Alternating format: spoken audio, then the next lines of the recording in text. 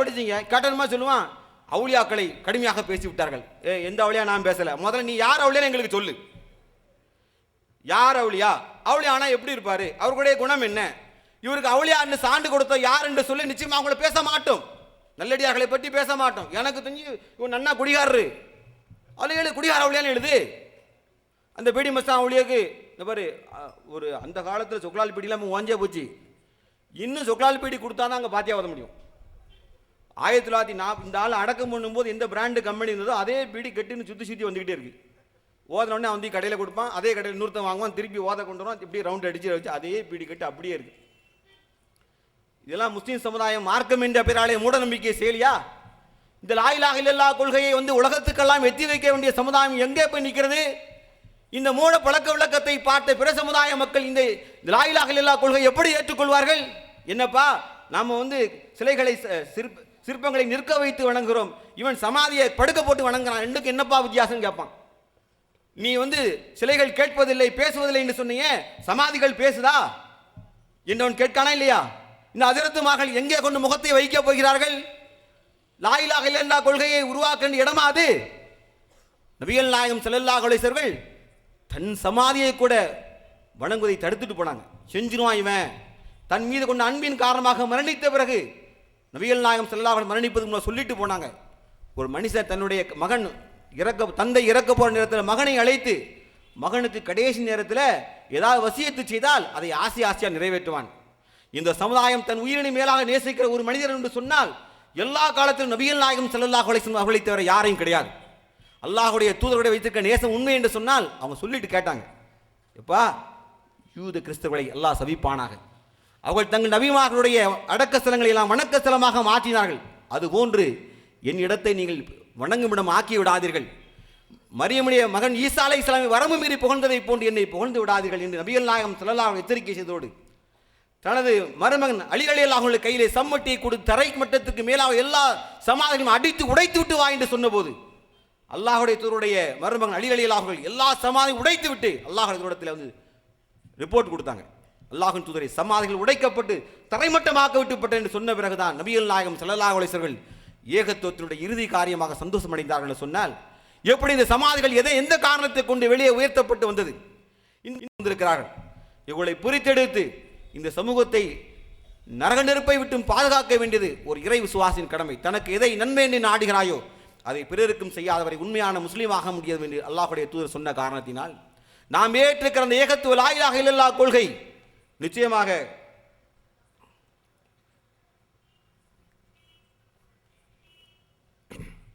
இந்த நிகழ்ச்சிக்கான ஏற்பாட்டிற்கு சில பொருளாதார சிக்கல்கள் ஏற்பட்டிருக்கிற காரணத்தினால் கண்ணியமிக்க அல்லாஹ்வுடையவர்களே, உங்களால் இயன்றவரை இந்த நிகழ்ச்சிக்கான தர்மம் செய்யுமாறு அல்லாஹ் கேட்டுக்கொள்கிறோம். அல்லாஹ் உங்களுக்கு அருள் புரிவானாக. நபிகள் நாயகம் ஸல்லல்லாஹு அலைஹி வஸல்லம் அவர்கள் எதை தடுத்தார்களோ அதை துணிச்சலாக செய்யக்கூடிய சமுதாயமாக இன்றைக்கு மாறி இருக்குது என்று கேட்டால், ஷைத்தான் நம்மோடு கடைசி வரைக்கும் ரூஹு பிரிகின்ற வரைக்கும் ஷைத்தான் நம்மோடு போராடுகிறான். நீ சொர்க்கம் செல்ல பார்க்கிறாயா, நான் உன்னை நரகம் இழைக்க பார்க்கிறேன் என்று ஷைத்தான் போராட்டம் நடத்துகிறான். இந்த போராட்டத்தில் ஷைத்தானுடைய சூழ்ச்சிகளை மிகைத்து விட்டால் அந்த மக்கள் வழிகேட்டின்பால் சென்று விடுகிறார்கள். அல்லாஹ்வை விட்டுவிட்டு அவனுடைய அடியார்கள் பக்கம் செல்கிறார்கள். அல்லாஹ் தான் கேட்டான், என்னப்பா தன் மீது சக்தி இல்லாதவற்றையா, கியாமத் நாள் வரைக்கும் அழைத்தாலும் பதில் கூறாதவற்றையா போய் நீங்கள் கேட்கிறீர்கள்? அல்லாஹ் சொன்ன, கியாமத் நாள் வரைக்கும் அழைத்தார்கள் பதில் கூற மாட்டார்கள். அல்லாஹ் சொல்றானே, எப்பா உங்களுக்கு அல்லாஹ் சொன்ன, கண் இருந்தும் குருடலாக, காது இருந்தும் செவிடர்களாக, வாய் இருந்தும் ஊமைகளாக இருக்கிறீர்களே ஏன் என்று அல்லாஹ் நம்மை பார்த்து ஆடு மாடு விலங்குகளை போன்று அல்லாஹ் கேள்வி கேட்கிறானே, அந்த அளவுக்காவது இறை விசுவாசிகள் மார்க்கத்தை கற்றுக்கொண்டு ரோசம் கொண்டு இந்த சமூகத்தை தடுக்க வேண்டாமா? தான் தலைமை தாங்கி இந்த பெரும் பாவத்தை உடைத்தெறிய வேண்டாமா? இமாம்கள் இந்த பாதையை விட்டு விலகிய மக்களை உண்மையான ஏகத்துவத்தின் பால் அழைக்கட்டும். இல்லை என்று சொன்னால் தீமைகளை செய்பவனும் சைத்தான் தான். தீமைகளை என்று தெரிந்திருந்தும் தீமைகளை தடுக்காதவர்களை நபிகள் நாயகம் ஸல்லல்லாஹு அலைஹி வஸல்லம் ஊமை சைத்தான்கள் என்று சொன்னார்கள். ஊமை சைத்தான்களாக வாழ்வதை விட, பகிரங்க சைத்தான்களை வாழ்வதை விட அல்லாஹ் நேசிக்கிற பலகீனமான ஒரு மூமினாக இருந்து மூமினாக மரணிப்பதே மேல். நபிகள் நாயகம் ஸல்லல்லாஹு அலைஹி வஸல்லம் தான் மரணிப்பதற்கு கடைசி 3 நாட்களுக்கு முன்பாக சொன்ன உபதேசம் ரஹீக்கில் பதிவு செய்யப்பட்டிருக்கிறது. அல்லாஹின் மீது நல்லெண்ணம் கொள்ளாமல் எந்த மூமினும் மரணித்து விட வேண்டாம் என்று நபிகள் நாயகம் ஸல்லல்லாஹு அலைஹி வஸல்லம் சொன்னார்கள். அல்லாஹ் மீது நல்லெண்ணம் கொள்ளாமல் மட்டும் ஒருவேளை நீங்கள் மரணித்து விடாதே. உனக்கு துன்பம் நேர்ந்தால் அல்லாஹ் எனக்கு போதும் என்று சொல். கஷ்டம் வந்தால் அல்லாஹ் எந்த ஒரு ஆத்மாவின் சக்திக்கு மீறி சோதிக்க மாட்டான் என்று சொல். உன்னால் தப்பிக்க முடியாது சொன்னால் அல்லாஹ் விதித்ததை தவிர யாதொன்று என்னை அணுகாது என்று சொல். அல்லாஹ் என்று எனக்கு திரும்பும் இடம் ஒதுங்கும் இடம் இல்லை என்று நம்பிக்கை மனதில் பதிவை திரும்ப திரும்ப சொல்லு. அல்லாஹ் எனக்கு போதும், ஹஸ்பண்ட் அல்லாஹ் நேர்மல் வைக்கிறேன் என்று சொல்.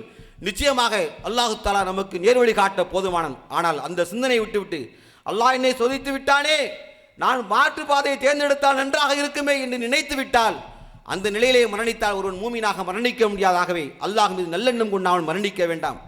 அல்லாஹ்வே நமக்கு போதுமானவன் என்ற நம்பிக்கையை ஆழமாக பதிய வைத்து நபிகள் நாயகம் ஸல்லல்லாஹு அலைஹி வஸல்லம் மரணிக்கும் தருவாய் லா இலாஹ இல்லல்லாஹ் இன்னல் மௌத்தில் சக்கராத் என்று வணக்கத்துக்குரிய அல்லாஹை தவிர யாரும் இல்லை, மரணத்திற்கு பல மயக்கங்கள் உண்டு சொல்லி வணக்கத்துக்குரிய அல்லாஹை தவிர யாரும் இல்லை நினைவூட்டி மரணித்தார்களே.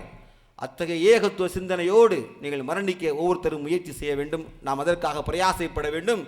நானும் விவாதத்துகளை அப்படியே அமைத்துக் கொள்ள வேண்டும். நம் விவாதத்துகளை அடுத்தது நாம் ஏற்றுக்கொண்ட கொள்கையை நரகத்தின் பால் செல்கிற அந்த மக்களை தடுப்பது.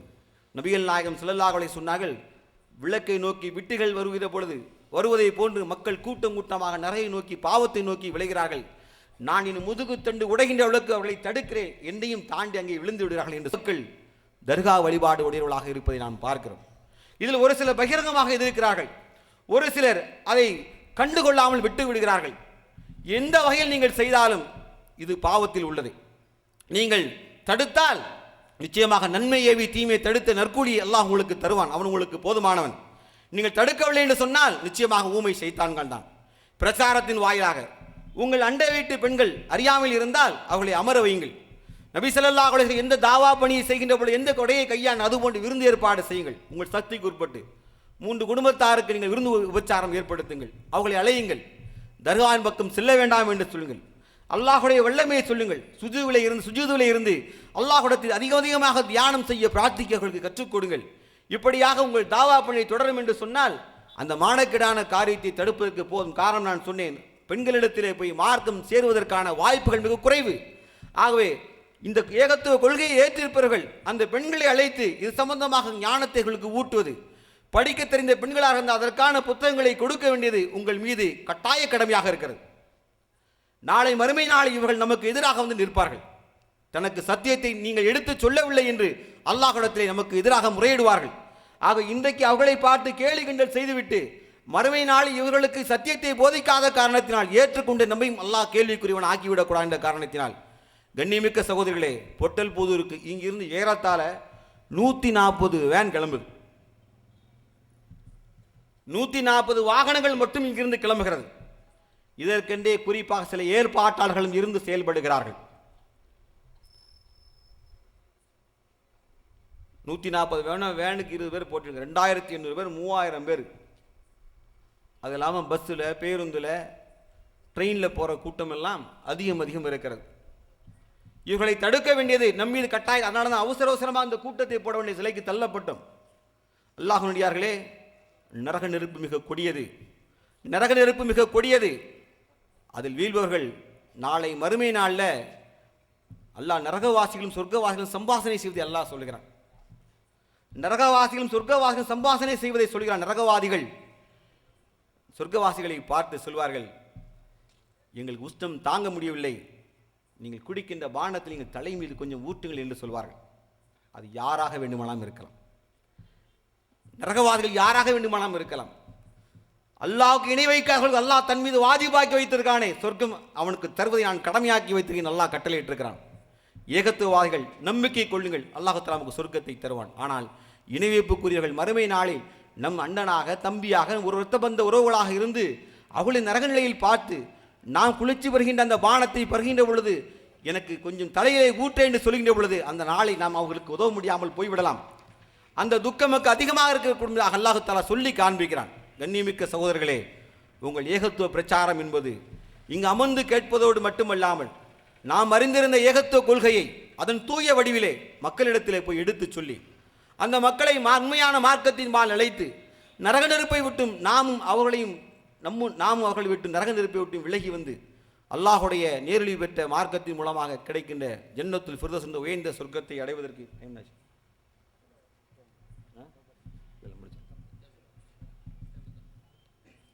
அல்லாஹு தஆலா அப்படிப்பட்ட நேர்வழிப்பட்ட மார்க்கத்தை நாம் சுவைத்ததை போன்றே பிறருக்கும் கொடுப்பதற்கு அல்லாஹ் தஆலா அருள் புரிய வேண்டும். ஒரே ஒரு விஷயத்தை, அதாவது எப்போதுமே ரொம்ப கடினப்பட்டு ஒரு விஷயத்தை பெற்றால் தான் அதனுடைய சுவை தெரியும்.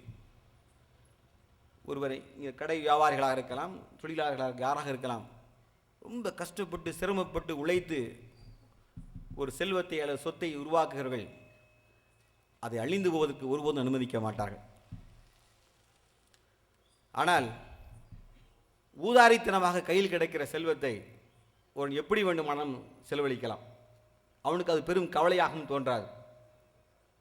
இந்த மார்க்கத்தை, லா இலாஹ இல்லல்லாஹ் என்ற கொள்கை, இந்த அழகிய சொத்தை, இஸ்லாம் என்ற மார்க்கத்தை கண்ணியமிக்க அல்லாஹுடைய தூதரும் அவருடைய தோழர்களும் பெரும் தியாகங்களுக்கு இடையே தான் இந்த கட்டிடத்தை வளர்த்தார்கள். அது சிதைந்து போவதை அவர்கள் ஏற்றிருக்க மாட்டார்கள். ஆனால் நாம் ரொம்ப சொகுசாக இந்த மார்க்கத்தை ஏற்றுக்கொண்டோம். லா இலாஹ இல்லல்லாஹ் என்ற கொள்கையை சொன்னதற்காக ஹப்பாப் பின் அரத் அவர்களை உடம்புல சதைகளை துண்டம் துண்டமாக அறுத்து போட்டதை போன்று நம்ம போடலை.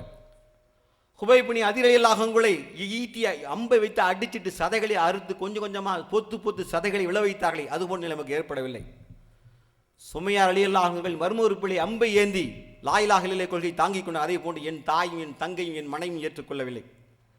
அதனால் நமக்கு அவருடைய அர்த்தம் புரியவில்லை. அவர்கள் தான் வாங்கி கொண்டு இந்த அழகிய மார்க்கத்தை நம்மள்ட்ட அப்படியே தூக்கி கொடுத்துட்டு போயிட்டாங்க.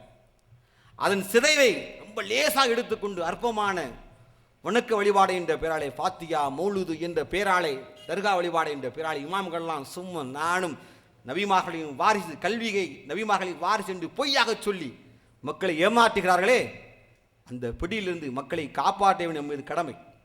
ஆக அந்த தியாகத்தை நினைவு கொண்டு நாம் ஒன்றுமே செய்யலை, ஒன்றுமே செய்யாமல் நாம் சொர்க்கம் போகணும் நினைக்கிறோம். குறைந்தபட்சம் அவள் விட்டு சென்ற அந்த அழகிய மார்க்கத்தையாவது காப்பாற்றி, இறைவா உன் மார்க்கத்திற்காக இன்னென்ன வகையில் நாங்கள் பயணித்தோம், எங்கள் பாதங்கள் நடந்தன, நாங்கள் தர்மம் செய்தோம், உழைத்தோம் என்று அல்லாஹ்விடத்தில் மறுமை நாளை சொல்கின்ற ஒரு வாக்கியத்தை ஏற்படுத்திக் கொள்ளுங்கள்.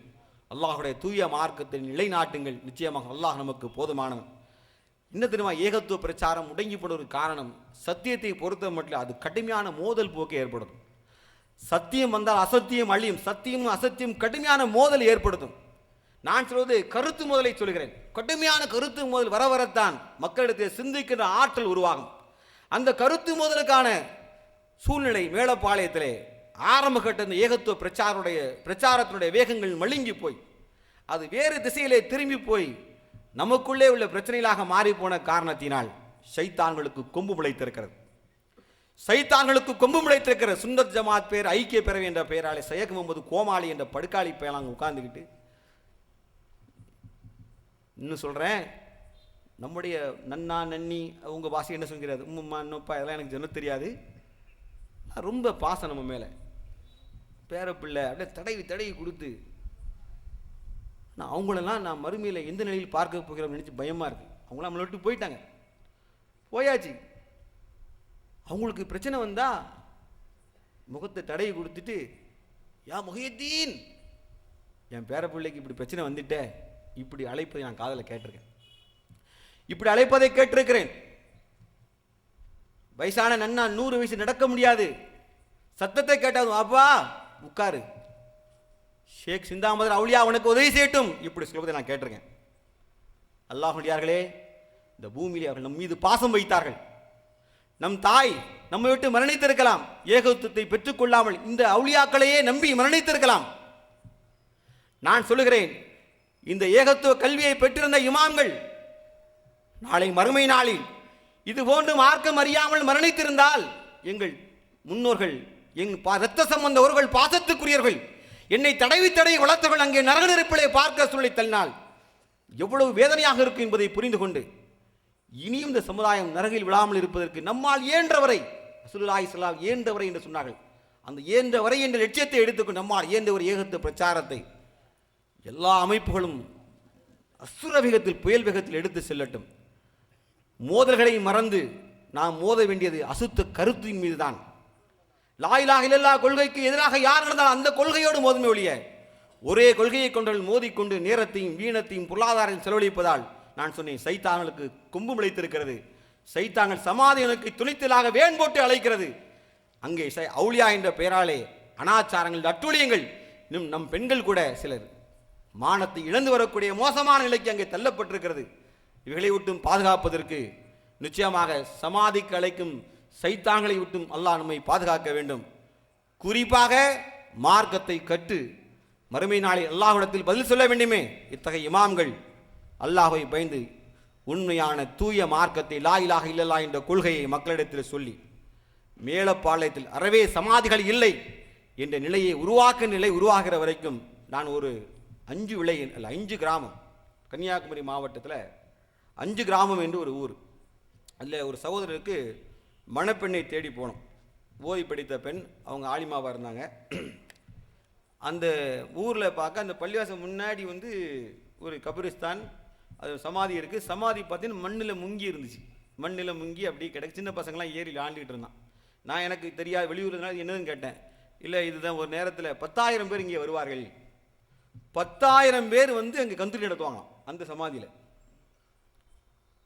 அந்த ஊரில் ஏறத்தாழ 150 குடும்பம் தான் இருக்குது, முஸ்லீம் குடும்பங்கள் மட்டுமே இருக்கிறது. அதுலேருந்து ஒரு 2 கிலோமீட்டரில் சின்ன முட்டங்கிற ஊர். நீங்கள் வேணால் அந்த ஊரில் போய் பார்க்கலாம், இப்போலாம் பார்க்கலாம்.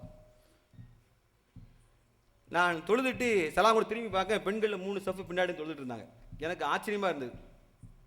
அப்போ சொன்னாங்க, எங்கள் ஊரில் என்றைக்கு லா இலாஹ இல்லல்லாஹ் என்ற கொள்கை ஏகத்துவ பிரச்சாரம் வந்ததோ ஒட்டுமொத்த ஊர் என்ன பண்ணோம், ஒரு 150 குடும்பம் அப்படியே இந்த கொள்கையை ஏற்றுக்கொண்டோம்.